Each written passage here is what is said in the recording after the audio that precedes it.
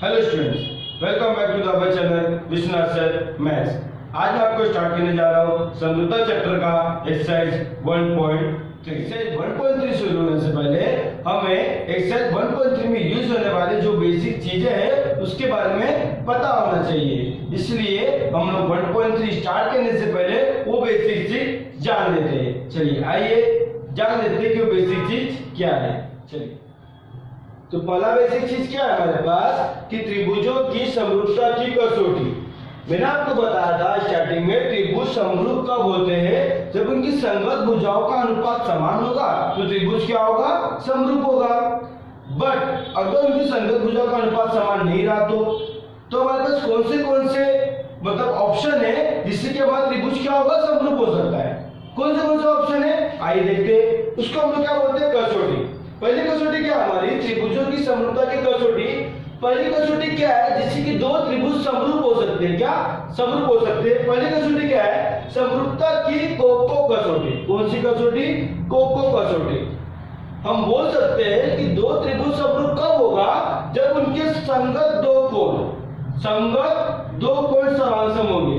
जैसे कि मैं आपको त्रिभुज दे रहा हूं, दो त्रिभुज दे रहा हूं, उसका नाम है ए बी सी, इसका नाम है पी क्यू आर। मैं दो त्रिभुज दे रहा हूं। अगर मैं बोलूं इस कोण बी का मान इस कोण क्यू के मान के समान है, इस कोण बी का मान इस कोण क्यू के मान समान है, और इस कोण एक्स का मान इस कोण आर के मान के समान है ना, तो मैं बोल सकता हूं कि दो त्रिभुज समरूप है। कब बोलूंगा, जब इस कोण बी का मान किसके समांसम हो, कोण क्यू के, और कोण सी का मान किसके बराबर हो, कोण आर के, कोण आर के। तब मैं बोल सकता हूं कि त्रिभुज ए बी सी समरूप होगा त्रिभुज पी क्यू आर के। क्यों, को कसौटी से। को मतलब होता है कोण कसौटी से। ठीक है, कोण कसौटी से क्या होगा, त्रिभुज समरूप होगा। कब, जब उनकी दो संगत कोण क्या होंगे, समांसम होंगे तब। ठीक है, ये आपका लिख के मैं बता दिया। अब आते हैं उसकी दूसरी कसौटी पे। दूसरी कसौटी क्या है, समरूपता की भू कसौटी। भुजा कोण भुजा कसौटी। मतलब इस त्रिभुज में क्या होगा, आपका कोई त्रिभुज होगा यहाँ पर ए बी सी, माना मैंने कोई त्रिभुज हमारा ए बी सी। ठीक है, यहाँ पे कोई त्रिभुज है जो क्या हमारा एक्स वाई जेड है। तो पहला क्या आएगा, भुजा। मतलब कोई ये भुजा का अनुपात ये भुजा के बराबर हो, संगत भुजा के। और दूसरा क्या आएगा, कोण। ये संगत कोण का माप इस संगत कोण के माप के बराबर हो, और इस भुजा का अनुपात इस भुजा के अनुपात के बराबर। मतलब ए बी बट्टे एक्स वाई का मान, ए बी बट्टे एक्स वाई का मान किसके बराबर हो, बीसी। बीसी बट्टे वाई जेड के मान के बराबर हो, और इन दोनों भुजाओं के बीच में बनने वाले कोण भी अगर सर्वांशम है, मतलब कोण बी सर्वांशम हो कोण वाई के, तब हम बोल सकते हैं कि त्रिभुज ए बी सी समरूप होगा त्रिभुज एक्स वाई जेड के। समझे, मैं क्या बोला कि इनकी संगत भुजा का अनुपात सर्वांशम हो, मतलब ये भुजा का अनुपात इस भुजा से, इसका मान अगर बीसी बट्टे वाई जेड के मान के बराबर है, और इन दो भुजाओं के बीच में बनने वाले कोण, इन दो भुजाओं के बीच में बनने वाले कोण भी अगर सर्वांशम है, तो बोल सकते हैं हम कि त्रिभुज क्या होगा, समरूप होगा। कसौटी कौन सी की, भू को भू। देखो, दो भुजाओं के बीच में बनता है कोण, दो भुजाओं के बीच में बनता है कोण। आपको डायग्राम देखकर, आकृति देखकर समझ जाना चाहिए कि दो भुजा के बीच में बन रहा है कोण, तो क्या होगा, भू को भू कसौटी। भू को भू कसौटी। ठीक है ना, भुजा कोण भुजा कसौटी। इन दो भुजा का अनुपात अब इन दो भुजा के बीच में बनने वाला कोण भी क्या होना चाहिए, समान होने चाहिए, तभी क्या होगा, भू को भू होगा। ये आपका हो गया दूसरा ऑप्शन। तीसरा ऑप्शन क्या होगा, जो मैंने बताया, भू भू भू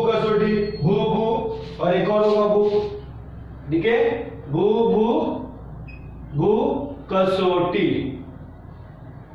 भू भू भू कसौटी। इसमें क्या होगा, आपका ये एक त्रिभुज होगा, इसको मैंने लिया XYZ, एक त्रिभुज मैंने लिया, इसका नाम है PQR। अगर इस भुजा का अनुपात इस भुजा के बराबर है, मतलब XY बट्टे PQ का मान किसके बराबर है, YZ बट्टे QR के, मतलब YZ बट्टे QR के, ये बराबर किसके होगा, XZ बट्टे PR के। अगर इन सबका अनुपात सर्वांशम होगा तो त्रिभुज भी क्या होगा, त्रिभुज XYZ समरूप होगा त्रिभुज PQR के। क्यों, भुजा भुजा भुजा कसौटी से, भू भू भू कसौटी से। तो ये तीन पॉसिबल ऑप्शन होते हैं, तीन पॉसिबल चीज होती है जिससे कि हमारा कोई भी त्रिभुज क्या हो सकता है, समरूप हो सकता है। तो 1.3 स्टार्ट करने से पहले आप लोग को यह पता होना चाहिए कि कोको कसौटी क्या है, भू को भू कसौटी क्या है और भू भू भू कसौटी क्या है। ठीक है ना, तो आप लोग समझ गए आए हो, तो आप लोग इसका स्क्रीनशॉट लीजिए। हम लोग स्टार्ट करेंगे फिर 1.3। चलिए एक्सरसाइज 1.3 क्वेश्चन नंबर 1। क्वेश्चन 1 में आपको क्या दिया है, तो दत्त में आपको दे दिया है कि ABC का मान कितना है, 75 है। कितना है, 75 मतलब 75 दिया है ABC का मान। फिर EDC का मान भी कितना दिया है, 75, 75 दिया है। तो हमें साथ में क्या करना है, क्या पूछा है हम लोग से कि किस कसौटी से त्रिभुज समरूप है। कौन सी कसौटी से, भू को भू, भू भू को, ये तीन कसौटी में से कौन सी कसौटी से त्रिभुज क्या है, समरूप है, हमसे वो पूछा है। ठीक है, तो आइए इसके हल पे हम लोग जाते हैं। हल पे देखो, त्रिभुज ABC तथा त्रिभुज DEC लेते हैं हम लोग। हमें दो त्रिभुज को समरूप करने के लिए दो त्रिभुज चाहिए रहता है, तो मैं एक त्रिभुज ले रहा हूं ABC। क्या ले रहा हूं, ABC। क्या लिखूंगा, त्रिभुज ABC तथा त्रिभुज, अभी ABC लिया, एक कोण बीच में आया ना, तो आप EDC लो या CDE लो। ठीक है, त्रिभुज EDC में, ठीक है, त्रिभुज ABC तथा त्रिभुज EDC में क्या दिया हम लोग को, इसमें क्या दिया है, देखो हमें ABC का मान दिया है, कोण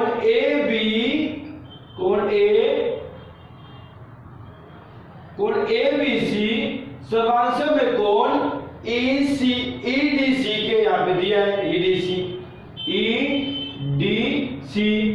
क्यों, प्रत्येक 75 अंश के ना, प्रत्येक 75 अंश के कोण है। ये रीजन आएगा पहला। दूसरा देखो कोण C है, ये कोण क्या है, C है, जो त्रिभुज EDC और ABC दोनों में आ रहा है। तो जो कोण C का मान होगा वो इस त्रिभुज के लिए भी होगा, बड़े त्रिभुज के लिए भी होगा। देखो बड़े त्रिभुज के लिए कोण C का मान वही होगा और DEC के लिए भी वही मान होगा। तो क्या होगा, कोण C समांसम होगा कोण C के। क्यों, यह हमारा क्या है, समान कोण। क्या है, ये समान कोण है, दोनों त्रिभुज के लिए समान कोण है। तो देखो एक कोण यहां पर, एक कोण यहां पर, कौन सी कसौटी हुई, कोण कसौटी। तो हम लोग बोलेंगे इसलिए त्रिभुज ABC समरूप होगा त्रिभुज EDC के। क्यों, को कसौटी से,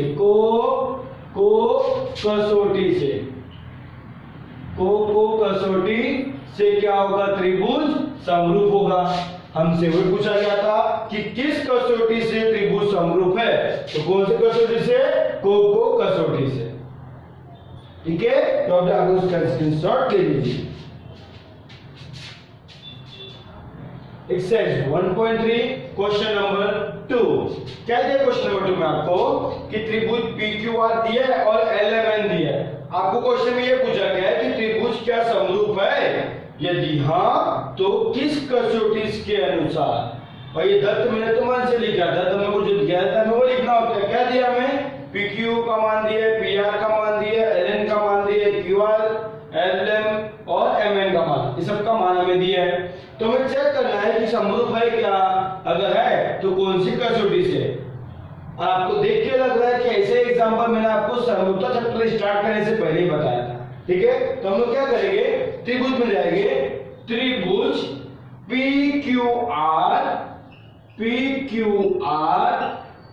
तथा त्रिभुज LMN में ऊपर लिखा हूं मैं।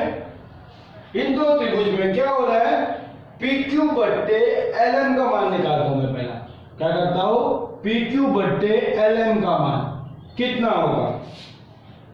PQ का मान दिया है 6, LM का मान दिया है 3, काटने पर आएगा 2/1।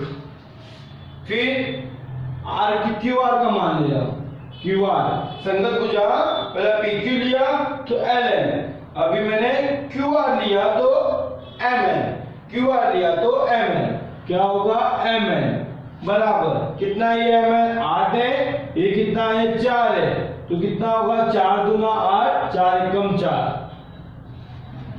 कट गया। अभी फिर क्या बचा हमारा, PR और LN, PR बट्टे LN, इसको बोलते हैं संगत भुजा। क्या बोलते हैं, संगत। PR बट्टे LN, PR का मान कितना है हमारा 10, LN का मान है 5, 5 दूना 10, 5 एकम 5 कट गया। ये आप समझे, इसको ये मेरा कर देना, ठीक है, समझे। अभी देखो सभी भुजा का अनुपात का मान समान आया, समान आया ना, तो बोलने का यहां पर, इसलिए PQ बट्टे LM बराबर होगा QR बट्टे MN बराबर होगा PR बट्टे LN के। तीनों संगत भुजा का अनुपात कितना आया, समान आया, तो हम क्या बोलेंगे, इसलिए त्रिभुज PQR समरूप होगा त्रिभुज LMN में।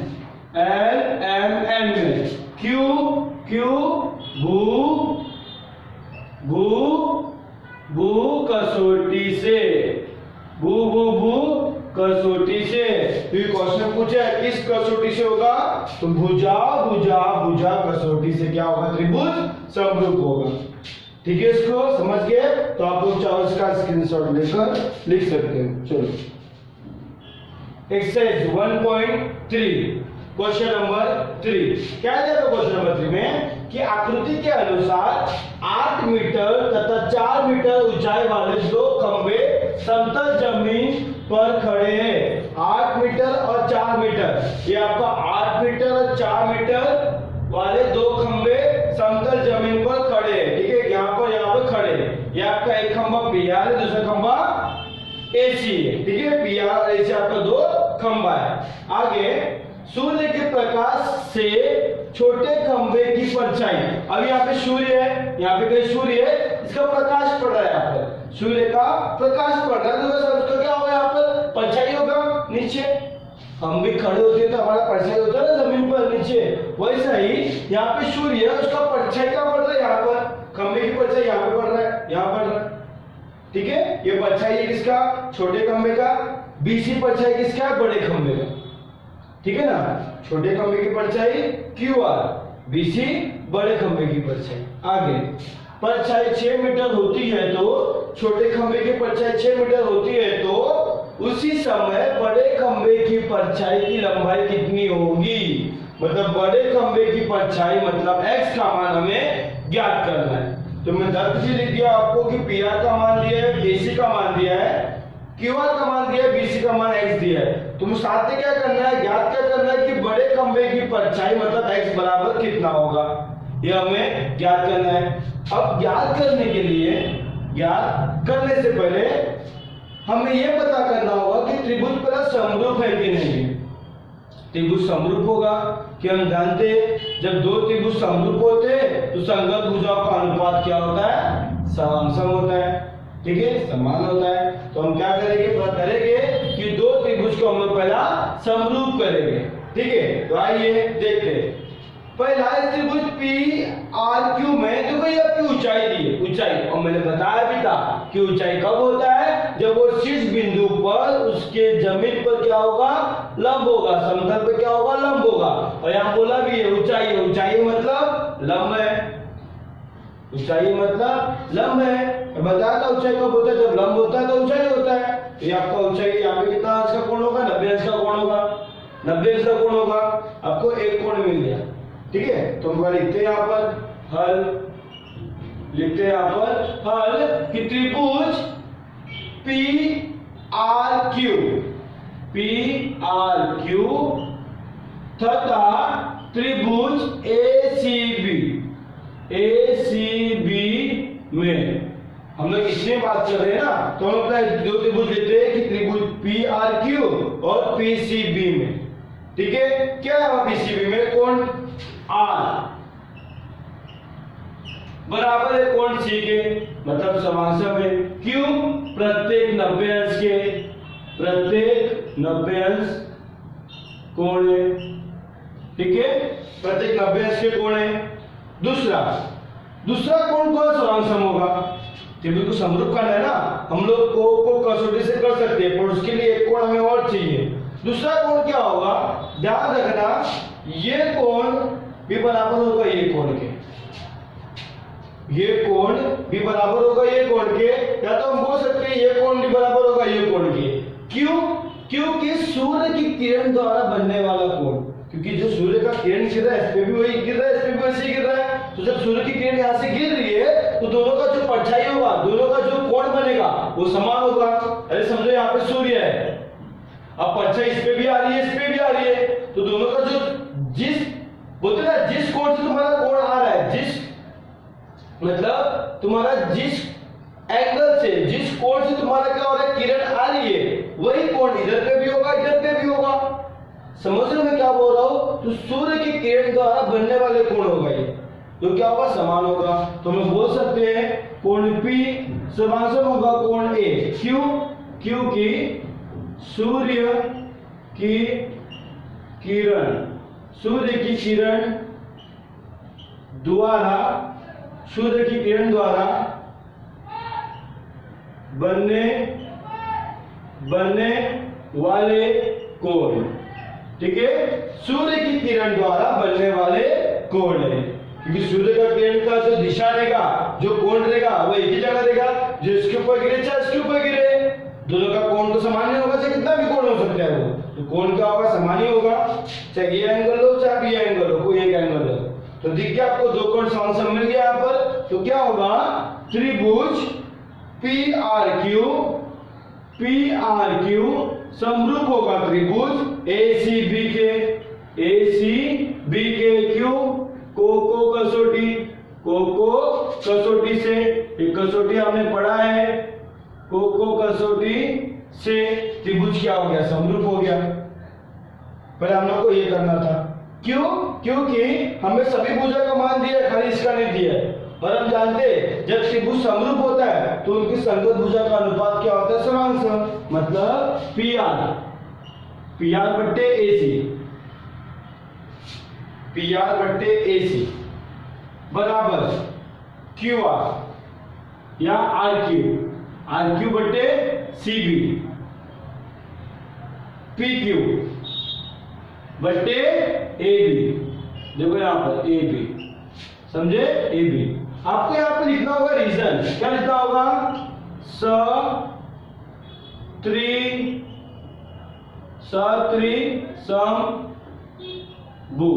इसका मतलब क्या होता है, समरूप त्रिभुज की संगत भुजा, समरूप त्रिभुज की संगत भुजा से क्या होता है अनुपात, इसका समांसम होता है। या आपको रीजन लिखना होगा कि समरूप त्रिभुज की संगत भुजा क्या होती है, समांसम होती है, समरूप त्रिभुज की संगत भुजा, ठीक है। तो देखो यहाँ पर हमें क्या जरूरत है, PQ बट्टे AB का मान जरूरत नहीं है, इसका हमें जरूरत नहीं है, फिर हम लोग इसको लिखेंगे पी आर बट्टे ए सी बराबर होगा आर क्यू बट्टे सी बी के। हमें इसकी जरूरत नहीं, इसका मान दिया ही नहीं हमें, तो इसकी जरूरत हमें है नहीं। जो जरूरत होगा अनुपात का हम उसको लेंगे, ठीक है। तो हमें पी क्यू का मान दिया है यहाँ पर 4, एसी का मान दिया है हमें 8 बराबर आर क्यू का मान दिया हमें 6, सीबी का मान दिया हमें x। तो देखो ये कटेगा, 4 एकम 4, 4 दूना 8, मतलब 1/2 बराबर 6/x। तिरक गुणा कर दे तो क्या होगा, मैं यहीं पे लिख दूं साइड में, यहाँ पर x गुणे 1 x होगा बराबर 6 गुणे 2 12 होगा। कितना होगा 12। x बराबर कितना आया 12, मतलब बड़े खंबे की परछाई कितनी होगी 12 होगी। कितनी होगी 12। तो अभी आप लोग मतलब 12 मीटर, देखिए अभी यहाँ पर लिखा है हमारा मीटर में दिया है ना, तो 12 मीटर, ठीक है। तो आप लोग वहां पे लिख देना कि बड़े खंबे की परछाई 12 मीटर होगी, ठीक है। तो अभी आप लोग उसका स्क्रीनशॉट ले सकते हो, स्क्रीनशॉट ले लीजिए। Exercise 1.3 question number 4। क्या है क्वेश्चन नंबर 4 में आपको कि तब में दिया आपको त्रिभुज एबीसी में एपी लंब है बीसी पर, एपी लंब है बीसी पर, बीक्यू लंब है एसी पर। जो बीक्यू लंब किस पर है, एसी पर है। लंब का साइन क्या होता है आपको बता चुका हूं। लंब का चिन्ह क्या होता है कि यहाँ पे आपको ये लंब का चिन्ह दिया रहेगा। इसका मतलब क्या है 90 अंश, ठीक है 90 डिग्री। फिर आपको एपी का मान दिया है कितना 7, ये एपी का मान है 7, बीसी का मान दिया है, बीसी का मान सॉरी एपी का मान, बीक्यू का मान कितना दिया, बीक्यू का मान 8 दिया है, बीसी का मान दिया है आपको 12। तो क्या बोला है, त्रिभुज सीपीए समरूप होगा त्रिभुज सीक्यूबी ये सिद्ध करने बोला है। और क्या बोला गया है कि एसी का मान कितना होगा, ये दो चीज हमें ज्ञात करना है। तो हम लोग आते हैं यहाँ पर हल पे आते हैं। हल पे हम लोग क्या लेंगे, त्रिभुज सीपीए, क्योंकि ये समरूप करना है ना, तो हम ये त्रिभुज लेते हैं पहला, त्रिभुज सीपीए तथा त्रिभुज सीक्यूबी में देखो सीपीए ये त्रिभुज एक दिख रहा है आपको, सीपीए, पी यहाँ पर, सी यहाँ पर, ए यहाँ पर, यहाँ पे 90 अंश है।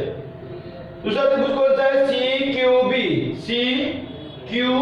बी इसके यहीं पर ही है, क्यू यहाँ पर, बी थोड़ा आगे दिया है, सॉरी बी थोड़ा आगे दिया है,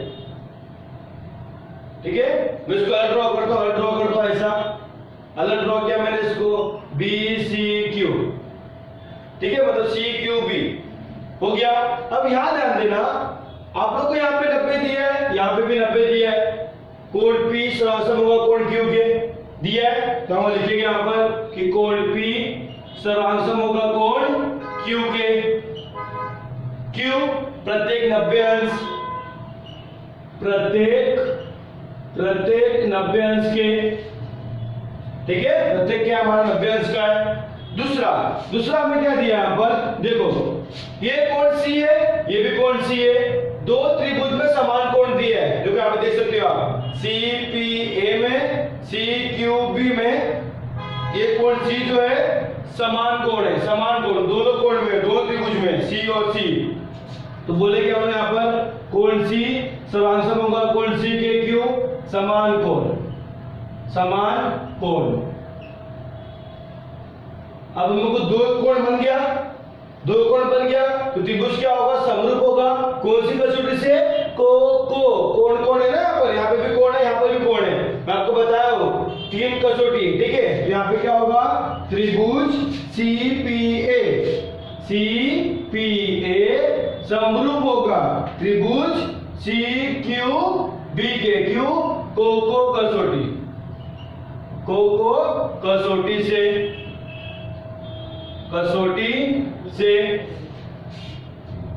ये हम लोगों को सिद्ध करने को था, पहला हम सिद्ध कर दिए। कैसे मालूम पड़ा, क्योंकि यहाँ पे लंब दिया था, ये लंब इस पे लंब है, तो दोनों 90 अंश के होंगे, और सी हमारा क्या होगा, समान कोण होगा, तो दो त्रिभुज समरूप हो गए कोको कसौटी से।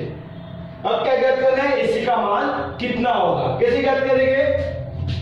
हम जानते हैं जब भी दो त्रिभुज समरूप होता है तो उनके संगत भुजाओं का अनुपात क्या होता है, समान होता है। मतलब सीपी बटे सी क्यूब बराबर पीए बटे क्यूबी बराबर सीए बटे सीबी। क्यों? मैं आपको बहुत यहाँ पे रीजन भी लिखने का कारण क्या है?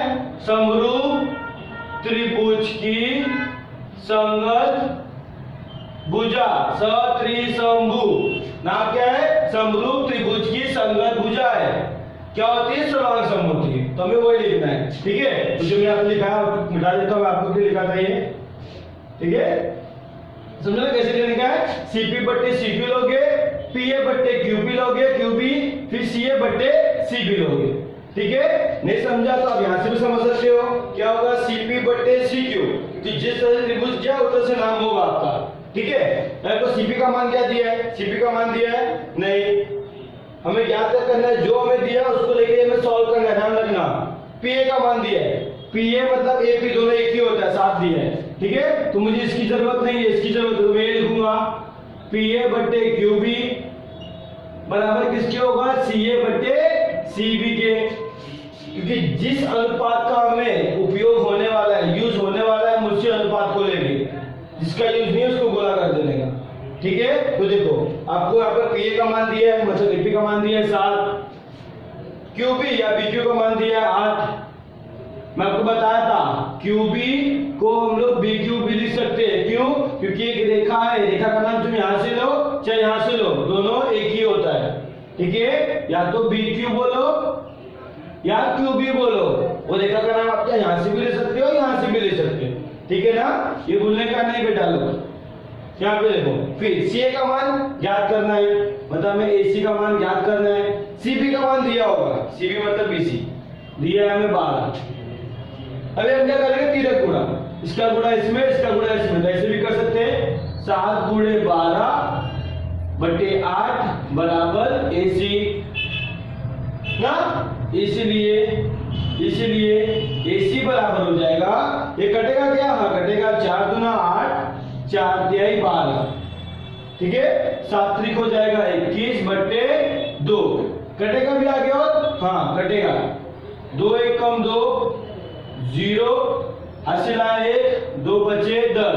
तो एसी का मान कितना आ गया हमें यहाँ पर?